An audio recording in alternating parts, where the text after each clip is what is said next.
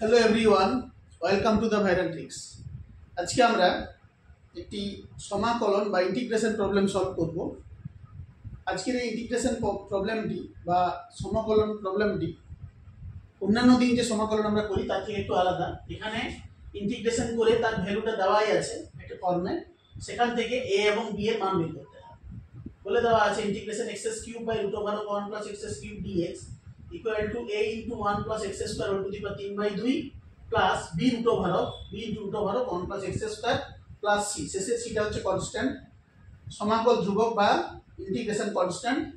আর এই a এবং b এদের যে মান সেটা আমাদেরকে এখানে নির্ণয় করতে হবে। তো এটা করার জন্য আমাদেরকে তাহলে প্রথমে এটি ইন্টিগ্রেশন করতে হবে। ইন্টিগ্রেশন করার পরে ডান পক্ষের সঙ্গে যদি আমরা তুলনা করে দিই তাহলে আমাদের a এবং b এর মান বেরিয়ে চলে আসবে।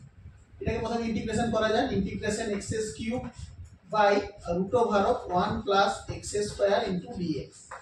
এটাকে লেখা যাবে ইন্টিগ্রেশন, এটা লিখতে পারবো আমরা x square into x by root over of 1 plus x square into dx. এখানে আমরা কি করব, এই পাশে এই root over of 1 plus x square আছে, তার 1 প্লাস এক্স স্কয়ারটাকে জেড ধরে নেব। তাহলে 1 প্লাস এক্স স্কয়ার এটা সমান আমরা ধরে নেব জেড। যদি জেড ধরে নিই তাহলে এখান থেকে আমরা কি পাবো, এক্স স্কয়ার সমান পাবো জেড মাইনাস 1। এটাকে উভয় পক্ষে যদি ডেরিভেটিভ করি কত হবে, 2x dx ইকুয়াল টু হয়ে যাবে dz। তাহলে x dx ইকুয়াল টু হয়ে যাবে হাফ ইন্টু dz। এটা আমাদের হবে। এখানে তাহলে হাফটাকে আমরা বাইরে বের করে নেব।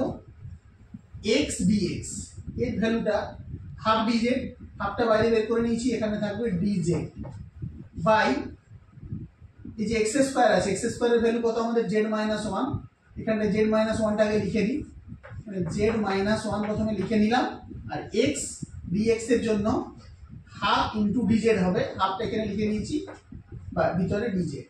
আর নিচে থাকছে এই যে root over of 1 plus x square, 1 plus x square সমান আমরা জেড ধরেছিলাম, এটা রুট জেড হবে, যেহেতু রুট আছে এটা হয়ে যাবে রুট জেড।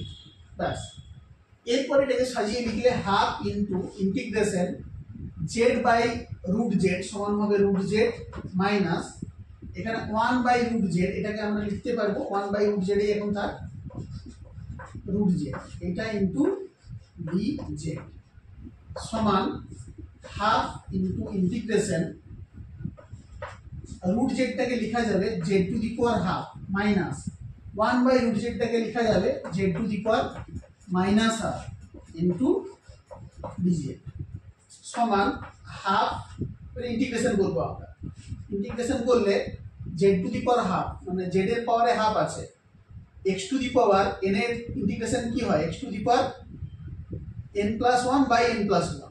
তাহলে এখানে আমাদের হয়ে যাবে z to the power half plus 1 মানে হচ্ছে 3/2 আর নিচে হয়ে যাবে 3/2 মাইনাস এখানে z to the power minus half plus 1 by minus half plus 1। তাহলে মাইনাস হাফ প্লাস 1 মানে কত, প্লাস হাফ। তাহলে z to the power half by নিচে হয়ে যাবে হাফ, এটা প্লাস সি।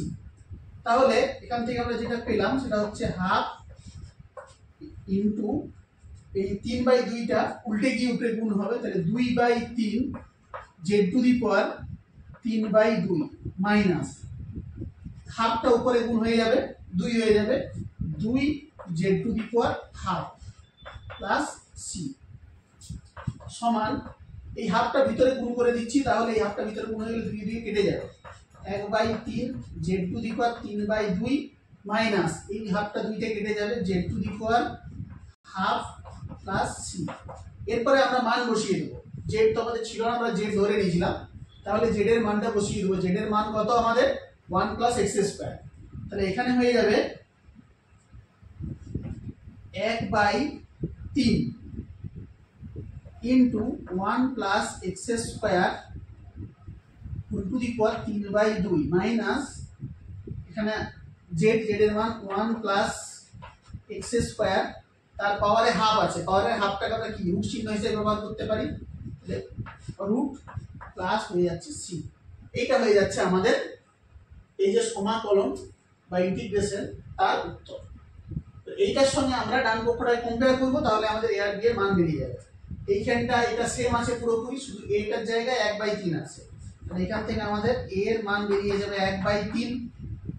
আচ্ছা, এখানেও এই রুট পার্টটা মিলে গেছে, সিটাও মিলে গেছে, সিটার দরকার নেই এখন আপাতত। এখানে রুট পার্টটা মিলে গেছে, এখানে আছে কত -1 আর এখানে আছে b, যে b এর মান হয়ে যাবে আমাদের -1। এইভাবে আমরা সহজেই a এবং b এর মান বের করে নিতে পারলাম।